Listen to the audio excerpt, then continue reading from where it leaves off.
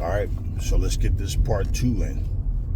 Talking about Tekashi 6ix9ine situation, and for me, it's much bigger than just Tekashi 6ix9ine. It's just in general.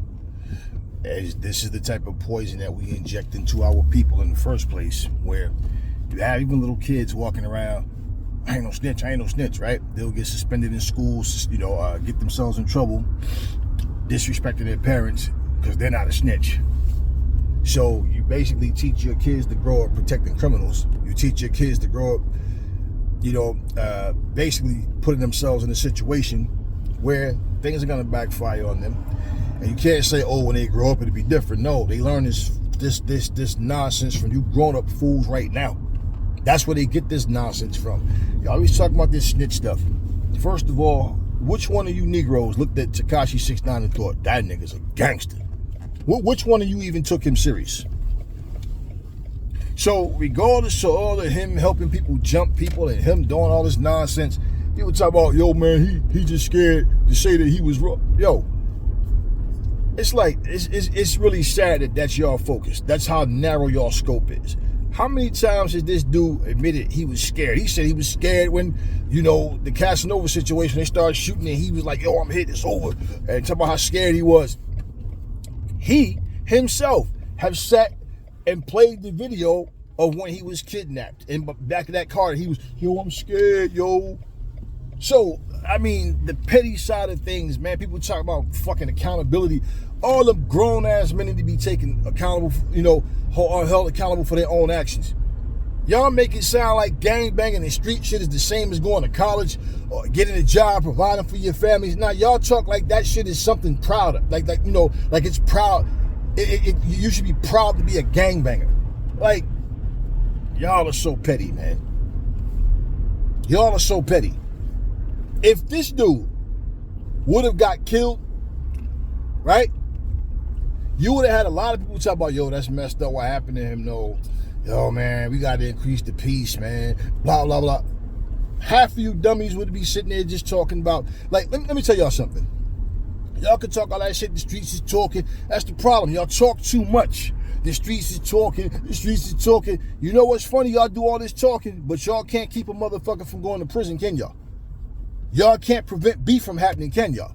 All y'all good for is stirring the pot, talking shit, trying to make it seem like this street shit is just entertainment for the black community. That's all y'all do. None of y'all talk any real sense. Streets is talking. Then y'all sit up here talking about somebody's indictment and who did what. I got paperwork on this nigga. Yo, what he did was this and that. Yo, him and his mans, they had a falling out and the baby mama was this. That's all y'all do. Let's monetize, let's make some money talking about these motherfuckers. But y'all act like y'all like y'all don't care about these people either. The fact that you decide you want to gangbang or you want to be a drug dealer or any of that, you all should be held accountable for what you do. Like I said, nobody's defending no Tekashi 6ix9ine as far as like he's innocent in the situation. Nah, he got caught up in some dirt. He did a lot of dumb shit. He made dumb decisions. It just amazes me how out of everybody in this whole scenario, he's the only one that should be held accountable for what he said and did. So because the other dudes didn't snitch, that make them some fucking heroes. And you motherfuckers, man, I look at shit like this, man, and I look at this shit that Trump is doing. I look at all this shit this dude Charlie Kirk did and what he said and how people treat this motherfucker like he's some hero. And I look at all this shit and listen to the things that come out of people's mouths. But it's always the same thing. Let's reduce our IQs and ourselves to some fucking bullshit street level. The streets is talking bullshit. And everybody got something to say in a negative light in terms of trying to protect this whole street mentality and like this is something good for us. Every time you turn around, somebody roll up on somebody and shot somebody, they done murdered somebody's little baby. I mean, whatever it may be, you with your family, they rolling up in front, on people with their families and unaliving them. Yeah, street shit. And what do? Y'all don't talk about that. Nah, we're not gonna get no traction from that. Nobody cares. They just regular people. We gotta talk about some entertainers. Y'all don't care about black culture. Y'all don't care. Y'all don't really care either. Long as y'all making y'all money, y'all good, right? Y'all don't care either. Y'all just talk.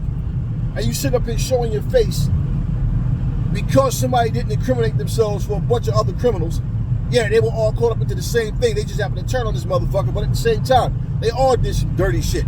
Every single one of you motherfuckers sit there talking about, I wouldn't have snitched, I wouldn't have did this, I wouldn't have did that. Man, y'all got a whole bunch of snitch-ass rappers that y'all sitting up here playing their music every day and talking about how great they were. They snitches too. His case, his situation got blown up. Half these motherfuckers be lying, they ain't did no street shit, whatever, whatsoever, none. I remember, just for example, like, what's the dude name from G Unit? The Asian dude, forget his fucking name. You know it's 50 Lloyd Banks. Tony Yayo. I remember he was being interviewed. And I remember Tony Yayo said, like, yo, I'm not worried about no other rapper. I'm worried about the dudes that's with the rappers. I've been telling y'all this shit for the longest. Like Melly Mel told you fools a long time ago, you either a rapper or a gangster. That shit don't mix. We knew that shit when we was kids. Like when we were literally kids, we knew that shit. You can't be both. Y'all think these motherfuckers really be running around here doing the shit that they say? Huh?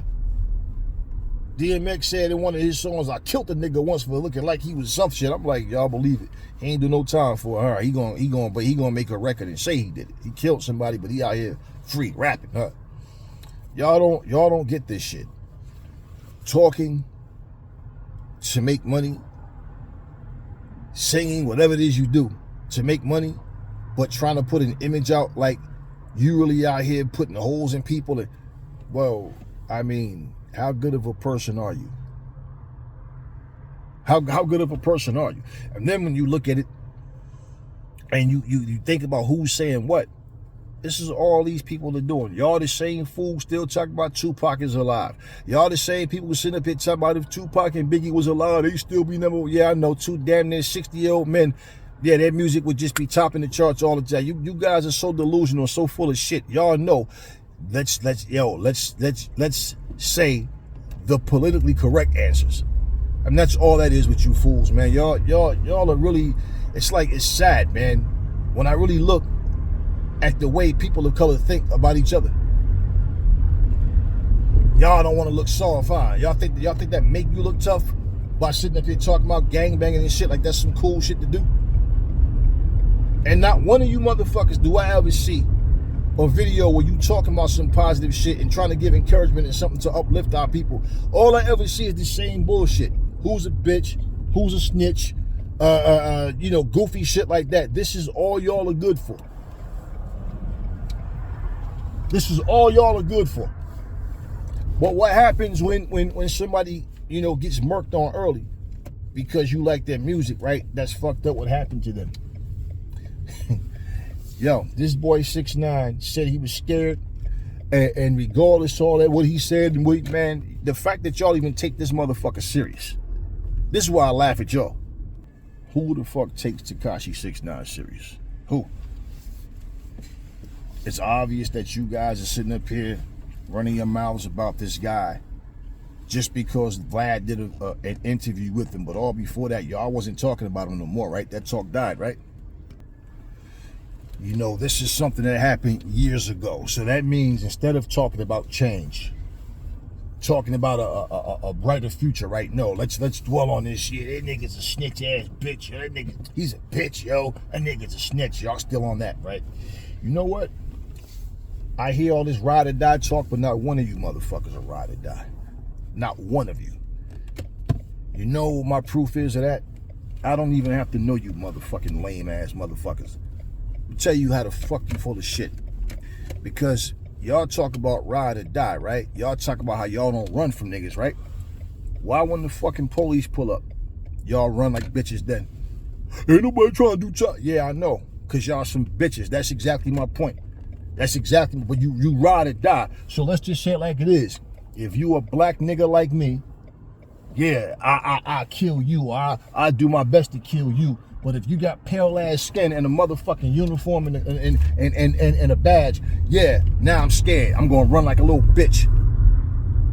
Cause I don't want to do time. Well, if you kill another black motherfucker and you get caught, you dumb motherfucking stupid ass niggas, you'll do time, right? but you got a better chance of people not giving a fuck because it's just another nigga dead. Is that the case? Because y'all talk all that ride or die shit. Yeah, I guess it sound cool when Tupac talked about it, right? Yeah. Ain't none of you motherfuckers no ride or die. As soon as the cops pull up, y'all run. Y'all scared. Y'all don't want that kind of smoke. Y'all don't want to do no time. Ain't nobody trying to do no, exactly. So shut the fuck up with this ride or die trying to talk like you so invincible. That's why you motherfuckers be getting killed on your own blocks. That's exactly why shit happens the way it does. You know why? Because none of you motherfuckers want to wake up. One of the things somebody said the other day about NBA Youngboy, they said, yo, man, now that this dude is out, hopefully he get his shit together, focus on his music, stop jumping in front of these fucking cameras talking this shit about, yeah, niggas on sight when I see you, nigga. Because actually, that was my introduction to him. I never heard his music. I still don't know a single song this dude made. If I did hear something he made, I'm not aware it was him. But whatever the fuck he do his music, I had never heard his songs. Every fucking time I would see this dude, he was in front of the camera. Fuck these nigga, hating that nigga, fuck you nigga, when I see you nigga, fuck you nigga, hating that. That's all I ever saw. So I didn't know who he was. I'm just like, who the fuck is this dude? Why does shit keep popping up in my damn feed? And then when some time went by, and then I heard that name, NBA Youngboy, and come to find out that he's a rapper, and then he started messing with Floyd Mayweather's daughter, however it was something like, okay, because that's pretty much my introduction to him. And basically, when you say, yeah, but the motherfucker was young. All right, so what happens when you say a motherfucker was young? Because they late teens, early 20s, or whatever the fuck, right? Which I still feel you should know better by then. But what happens when you motherfuckers is 45 and 50, 55 and 60, 65 and 70? I ain't talking about gangbanging. I ain't talking about street life and hood life. And I got paperwork on this nigga. And sitting up here snitching about somebody's business. Man, I've always been like, the people around me, we have an understanding of each other. I don't want to hear no fucking gossip about nobody's business. I don't care what that motherfucker did, what type of time he did, and none of that shit. Are you trying to find out something about a person so you know he's not a good person to be around? Is that what it is? Nah, because y'all not around these people. Y'all just want to talk shit, street shit, bullshit, make money off of dumb shit. That's why our people act so fucking stupid, man, because they look around and all the examples that they have is a bunch of old motherfuckers sitting around still trying to be that nigga. And that's supposed to be respectable? So I'm like, hey, you never know, man, because that's what they do. They come home, all of a sudden they quiet for a minute. Next thing you know, they talking that same dumb shit again. Who knows? Hopefully he get it together for himself. It's not for me. It's for himself, whoever. And not just anybody. I don't care if you know rapper or whatever. Just as a human being, get your life together. Black, white, whatever the fuck you are. But just saying, this is the type of shit that I'm saying. Y'all glorify this bullshit like this is the life to be. Yo, he a real nigga, yo. How many people said Pop Smoke a real nigga? Where he at now? How many people said Tupac a real nigga? Where he at now? All right. We can go down the line with real niggas that's real dead right now. And this is exactly why I'm saying when we talk about black culture, the wrong people talk about it. Because all y'all do is sit here and talk about bullshit. That's our culture. Selling drugs, making babies we can't take care. That's our bullshit. Because that's what's in our music. Huh? Living poor. Then when we get some money, we start treating other poor motherfuckers like we better than them, throwing money at them, calling them broke and all that kind of shit. Huh? That's what happened. Then you out here living somewhere rich, but you out here motherfucking making songs about the hood. Nigga, you ain't going through that shit no more. You not relating to the people. You making music that you think you gonna make money off of. You ain't living like that no more. Show them a better fucking way. I can remember one time, man. There's a couple people, a couple of times it happened, but one time, this one particular time where I brought motherfuckers out the hood and just brought them out to a better neighborhood. We went out to eat, right? I treated these motherfuckers. I told them, I said, nah. I said, listen, I'm gonna show y'all how simple things are. Because we gonna just go, we were still in the same state. And I said, I'm gonna show y'all something, the difference. And we went and sat down and chilled. Everybody outside cooling the fuck out. They had a nice area with a lot of like restaurants, and the sidewalk was just filled, tables and shit for each restaurant. They had outside, indoor, outdoor. And they like, yo, like, I mean, something as simple as just going to dinner in a nice area, which was a mixed area. So don't get it twisted. I ain't one of the, oh man, you gotta go live around white people. No. It was a nice mixed area. But bottom line, it was like the expressions on their faces was like this shit wasn't real. All we was doing was sitting down eating dinner, bro. Nobody was sitting there with the gun on their lap. Nobody had to, none of that shit, just chill. Simple shit like that. So I'm like, yo, this is around you. You got to come out of that bubble that you're in. And I can say, man, I have had an impact on people. They came back and tell me, man, that they started doing shit differently. We grew up in the same fucking rat hole ass neighborhood. But when y'all chose to sell drugs, I chose to work. When y'all chose to steal cars, I chose to buy my own car. You know, and when people talk about, man, I ain't working for that white man. I ain't, man, fuck that little bit. I want some real money. Right.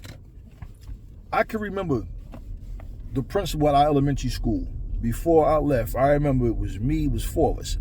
I still got that picture to this very day. I still have that picture. And I remember the principal at the time, he told us, he said, listen, I want to tell y'all something before y'all get to high school. He said, I just want y'all to remember this and pay attention. He said, y'all are good guys.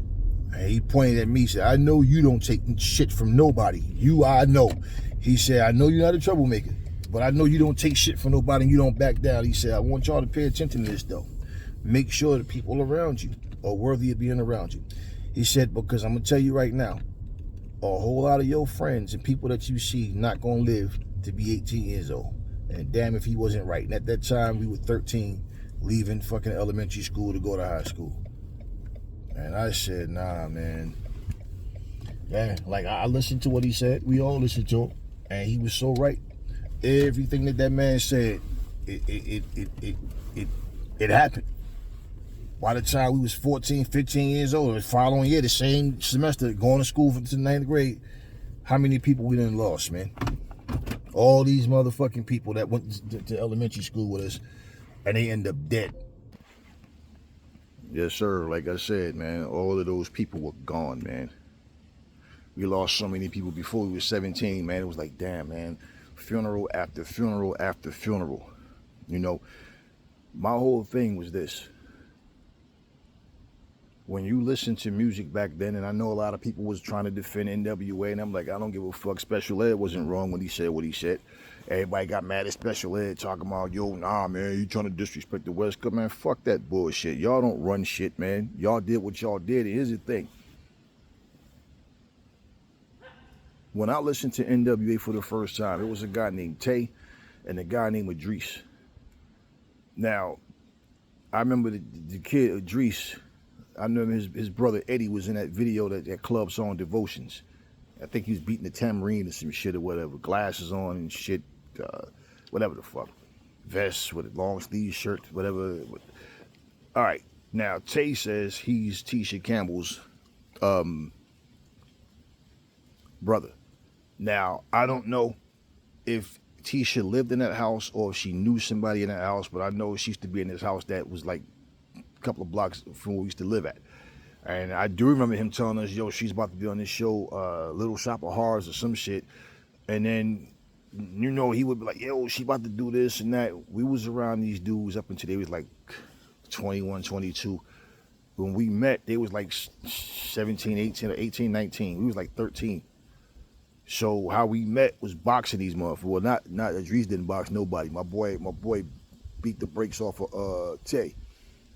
And me and Tay was going because I was about to get him. My boy Terrence is like, nah, let me get him. You know what I'm saying? But we got real cool after that. And they thought we was their age. They didn't realize, like, yo, y'all what? So yeah, we had grown ass men, like 18, 19. I about here boxing, 13-year-olds and shit. And we was tearing their asses up. So, and when they came through, it was just like, we ain't backing down for nobody, man. But we got real cool. They used to always be like, yo, come to the West Coast with us. Yo, we be chilling out there. Yo, this and that. And they came to us and had these cassettes. One was Eazy-E's first album. It was in the regular, the regular Maxell cases, cassette cases. It wasn't like the official case that it would come with, and same with NWA. And we sitting back there listening to the shit. Now they could rap. The shit was potent, but we listening to them like, yo, what the fuck wrong with these niggas, man? The fuck are they talking about? Like, cause the shit they talking about, like, why would you rap about it? That's how we looking at this shit. Wasn't nobody up on the East Coast rapping like that. So that was our introduction to them, and I'm listening to them, but I'm like, all right. And I remember when I saw an interview with them, and they was like, yo, we just rap about the stuff that we see in our hood and all that. And that made me take it a little easier, because I'm like, all right, because if y'all glorifying this shit, like, yo, this is the life that y'all, you know, that you trying to paint this picture, like, this is the life for black people. Nah, I know that's what goes on, but, like, we not glorifying this shit. And that was my stance on that. And, you know, of course, NWA had broke up, and they went their separate ways, but you hear the stories about King's son punching Ice Cube in the face. You hear the stories about, you know, Be Real, and, you know, Cypress Hill, whatever, had some dude that basically supposedly knocked out Cube and took his chain and all this kind of shit. And also, you hear all these different stories, and I'm like, yo, you know, we out here on some Public Enemy shit. We on some Fight the Power shit. We out here, like, we know what's going on. But it was just like, you got some people who have a mentality like, fuck all that. We don't care if you black, white, whatever, nigga. Y'all all the same to me. So we like, fuck y'all right back. And we always had beef with the drug dealers, with the gangbangers. That's who we had beef with. So how the fuck we gonna side with these motherfuckers? We had respect from a lot of people. And that's real shit. Like, they motherfuckers knew, like, nah, there ain't no gangbangers, but them motherfuckers is physically fit, strong as fucking, will fuck you up, and they pack heat too. So, yeah. It wasn't nothing that you want to engage in.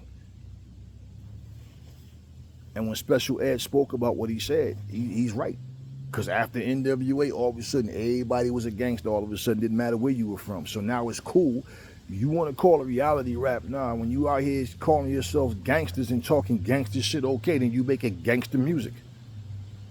And, you know, it was what it was, man. But my whole thing with that is, when you are out here in these streets doing people dirty, it's going to come back to you. And that's why so many people get killed in their own neighborhoods, because all the dirt you did to motherfuckers, now you think because you made it, they supposed to forget you and forgive you and be like, yo, man, you know that. Nah, now they really want to get you, because they like, this scumbag ass motherfucker did what he did, and now this motherfucker out here living good and we still struck. Nah. So it comes back to you. So this is much bigger than a Tekashi 6ix9ine and a bunch of rappers who out here, we already know, you know, out here just doing a bunch of dumb shit, which is why their careers can't go nowhere. I remember back in the day, man, when they was asking rappers, it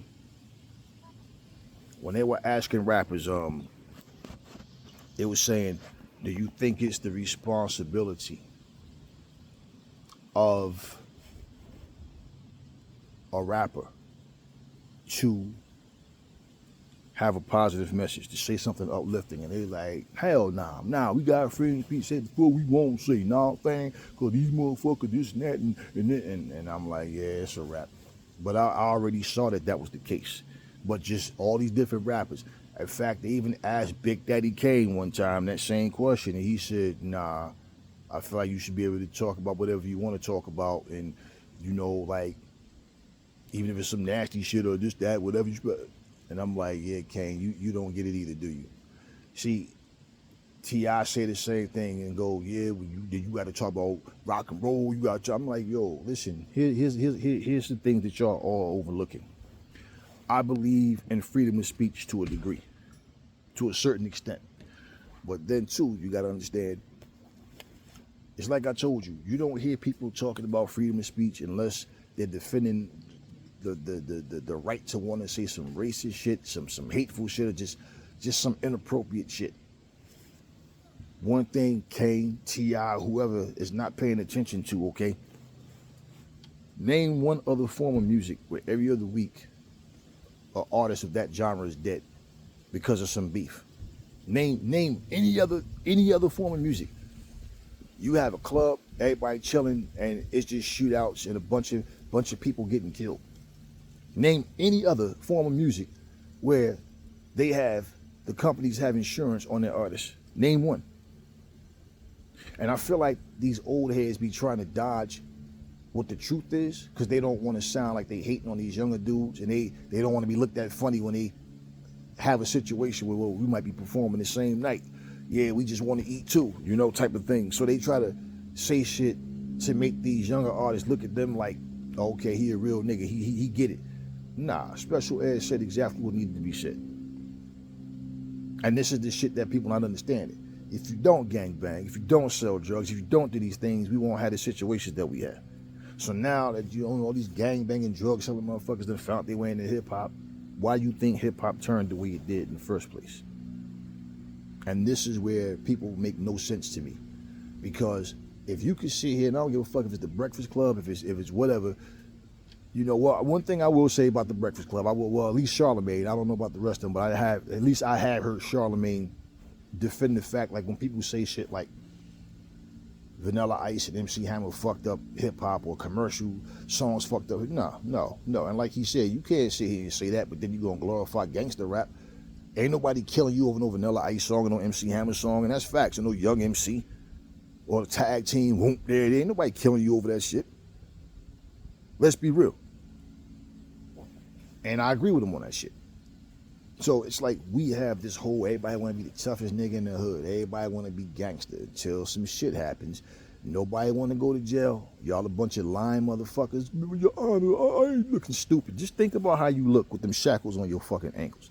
You're handcuffed with that orange suit on looking stupid. Do you know how, and you think that's the look of a real warrior, huh?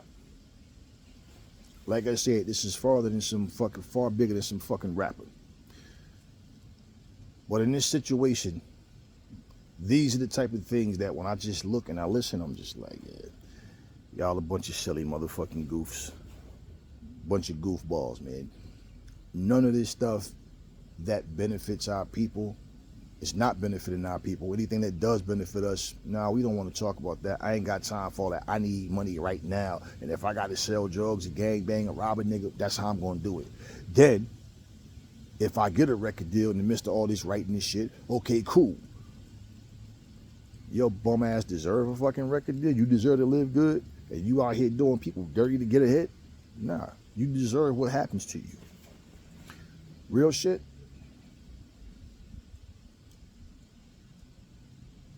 What happened to Tekashi 6ix9ine? It would be wise if people would learn to speak about the ins and outs, the do's and the don'ts, and why that shit even happened in the first place. The choices, the decisions that they made that were wrong, that backfired. But now instead we want to focus on calling people snitches and still trying to, I'm woke, but I still respect the street code bullshit. It is what it is. Anyway, talk to me in the comment section. That's all I got for y'all right now. Never fall in love with lies. Remember, the truth brings hate out of people. And I will catch y'all on the next video.